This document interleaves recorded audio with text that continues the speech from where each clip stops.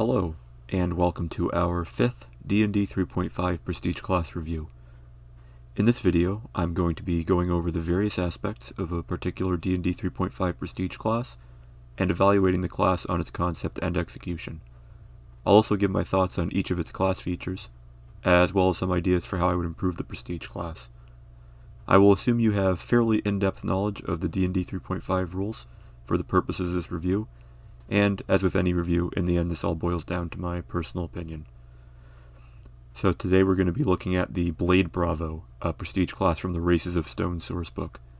This is a prestige class exclusively for gnomes, which makes sense given that the sourcebook is focused on dwarves, gnomes, Goliaths, and other races associated with Earth and the underground.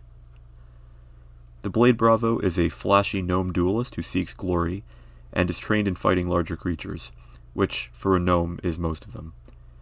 This class is geared toward gnome fighters and rogues, according to its description, but the Swashbuckler class is also well suited for it.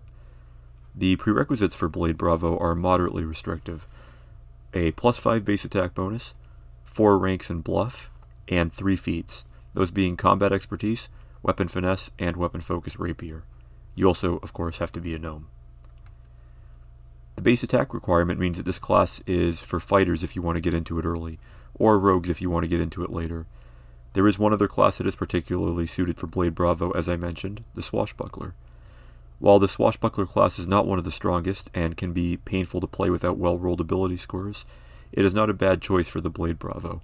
It easily fulfills the bluff rank requirement, and gives you weapon finesse as a bonus feat. It might be the only base class besides Fighter capable of fulfilling the Blade Bravo's requirements by level 5. Hexblade could also manage were the Prestige class open to humans, allowing them that one extra feat they would need. And of course, you could take one level in one of these base classes and proceed to take the rest in Fighter to get those bonus feats more quickly. The Blade Bravo provides a D8 hit die, which is average for a warrior character. It gives you good reflex saves, which isn't the greatest save to improve, but if you played a fighter or swashbuckler, it will complement your high fortitude save. You get 4 plus intelligence mod skill points per level, and a decent skill list with combat relevant skills such as balance, bluff, escape artist, sense motive, and tumble. You don't gain proficiency in any weapons, but seeing as you're likely going to be using a rapier for the most part, you're probably already proficient with that. You do gain proficiency with light armor on the off chance you weren't already. As for class features, you get 1 for every level of this 10-level prestige class. At level 1, you get to add your class level to bluff checks while feinting in combat, as per the Flourish feature. You only get this benefit while wearing light armor or no armor, which is a consistent theme for most of this prestige class's features. This isn't a bad feature by itself. Enemy creatures get to add their base attack bonus to sense motive checks made against feint, so this feature will let you make some headway in a numbers race that a lot of monsters will already have an easy time winning. You also get the Goad feat as a bonus feat at level 1, and in addition, the DC to resist it increases by 2 if you have 5 ranks or more in bluff, which you likely do. Goad is one of those feats that could be good but for a couple minor details, such as the action required being a move action instead of a swift action, and the fact that goaded creatures can still make ranged attacks or cast spells against enemies besides yourself. At level 2, you get Mobile Fighting, which gives you a +1 dodge bonus to armor class in any turn you move at least 5 feet. Assuming 5-foot steps count, this is essentially a +1 bonus to armor class. Outside of situations involving narrow hallways or lots of creatures, any flanking situation will usually allow you to 5-foot step along with your ally and maintain flanking. This is arguably better than the dodge feat at the very least. At level 3, level 6, and level 9, you get a bonus feat from a list that includes Improved Feint, the 2-weapon fighting feats, the spring attack and whirlwind attack feat trees, combat reflexes, blind fight, and improved trip and improved disarm. As a fighter, you will likely have no shortage of feats, but you can never have enough, and this can let you fill out some parts of your build feat-wise. Presumably you still need to meet the prerequisites for each of these feats, though that isn't stated explicitly. This is also a good time to pick up Improved Feint if you don't already have it. At level 4, you gain 1d6 melee sneak attack. This is essentially sneak attack, but you can only use it with melee attacks. At level 8, the damage increases to 2d6. It cannot be understated how much this feature saves the Blade Bravo from complete mediocrity. Feinting is a terrible strategy for characters who don't have sneak attack, not least for how it breaks up your full attack in doing so. It still is a very underwhelming strategy, but we'll get to that later. This does help complement the Flourish feature that is giving you that bluff bonus for feint attempts. At level 5, you get Size Advantage, which gives you a +2 dodge bonus to armor class for each size category of difference between you and your foe. The example given only discusses larger creatures, but read as written, the Blade Bravo also excels at dodging attacks from fine-sized mice, given that it talks about difference rather than specifically creatures that are larger than you. Regardless, it is clearly intended for use against larger creatures, and combined with the gnome's inherent dodge bonus against giants, the Blade Bravo gets an impressive +8 to armor class against them. Against something like the Mountain Giant from the Monster Manual 2, which is colossal sized, a Blade Bravo would get an impressive 14 to armor class. Perhaps not enough to avoid its +30 attack bonus, but it will at least go a ways to helping avoid those later iterative attacks. At the very least, most things you fight in D&D will be medium-sized or larger, so this can be considered essentially +2 or more to armor class in all situations.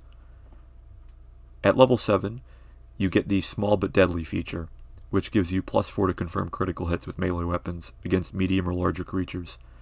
Crit confirmation abilities are always a nice side thing, and for a class focused on the rapier, this is nothing to sneeze at, seeing as you can get a 15 to 20 critical threat range with improved critical or a keen weapon. Finally, at level 10, you gain Lethal Riposte. Whenever you're missed by a melee attack, you can make an attack of opportunity against your attacker, who is flat-footed against that attack. Combined with combat reflexes, this can give you 4 or 5 attacks per round, all with sneak attack. The downside is that you have to be missed by those attacks, and oftentimes monster attacks, especially non-iterative multi-attack attacks, and we're thinking Claws and Bite combo here as an example, will hit very consistently, especially against a lightly armored fighter like the Blade Bravo. Keep in mind also that you are not getting this feature until level 15 at the earliest, and you are only getting 2d6 sneak attack damage for each of those attacks, unless you took rogue levels earlier, in which case you're getting into this prestige class even later. This ability has a lot of potential though, and it's conceivable that somebody could dish out a lot of damage with it. Overall, this prestige class is a bit of a disappointment, but more due to the inherent math of the D&D 3.5 system and its feint rules, rather than the prestige class's design.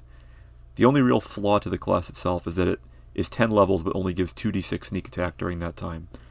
Going up to 4d6 by giving it perhaps every other level or some combination therein would have made it a lot more attractive option. Investing 10 levels into this prestige class gives you a subpar method of delivering sneak attack that is vastly inferior to flanking with two-weapon fighting, as well as a few bonus feats and some armor class bonuses that could easily be replaced by fighter bonus feats that you missed out on by taking levels in this class. Size Advantage and Lethal Riposte are probably the class's most attractive features, and it would be hard to make up for the former's armor class bonus in particular, but they come late in the class and they don't do enough to justify what you give up in doing so. Even with Lethal Riposte working ideally, it would just barely replace the damage from a secondary weapon with two-weapon fighting as a straight rogue. You would have a much better chance of hitting as a Blade Bravo admittedly, with its full base attack bonus, but the benefit is still hard to see. I would give the Blade Bravo 5 stars for concept and 3 stars for execution. It's got too diffusive vision without giving any abilities that truly make feinting worth it, and there's not a lot of build-up to its final ability, which is excellent but a bit dissociated from the other features, and requires too much investment to get there for what it gives. To improve this prestige class, I would have made it 5 levels, given sneak attack at levels 1, 3, and 5, and given feint some additional utility, or perhaps made it possible to use feint as a swift action. Size Advantage and Small but Deadly could have been relegated to levels 2 and 4. The bonus feats could be discarded or reinserted if we were to make this a 10-level prestige class after all.